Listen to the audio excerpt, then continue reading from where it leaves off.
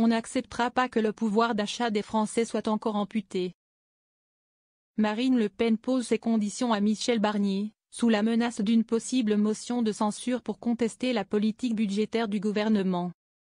Une façon pour la chef des députés RN de mettre la pression avant la rencontre prévue lundi matin entre elle et le Premier ministre à Matignon. Il y a zéro ambiguïté. Depuis le départ nous avons dit ce que nous souhaitons. Il l'entend ou il ne l'entend pas. On est bien conscient qu'il ne peut pas tout prendre mais on n'acceptera pas que le pouvoir d'achat des Français soit encore amputé, a-t-elle déclaré ce matin sur RTL. Une stratégie pour revendiquer des victoires.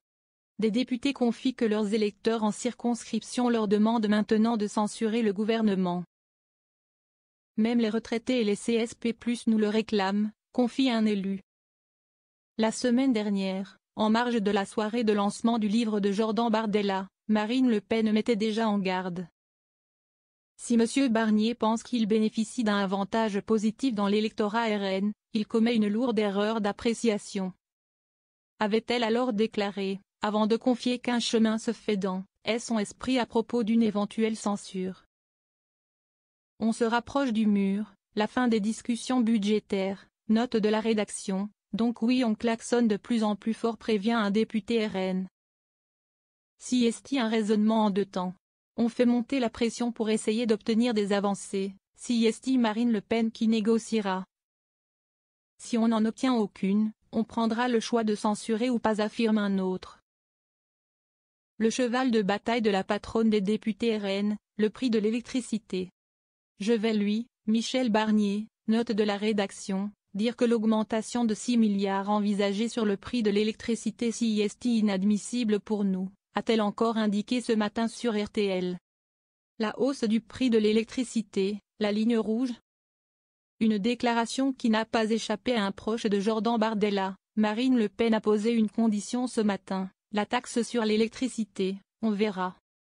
Si est-il en effet sur cette demande que certains, au sein du socle commun, anticipent un éventuel geste du gouvernement.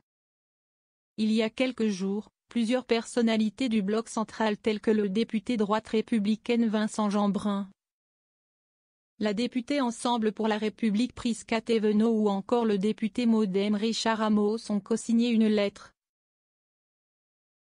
publiée dans l'Opinion pour demander à Matignon de renoncer à cette surtaxe, pour des raisons écologiques.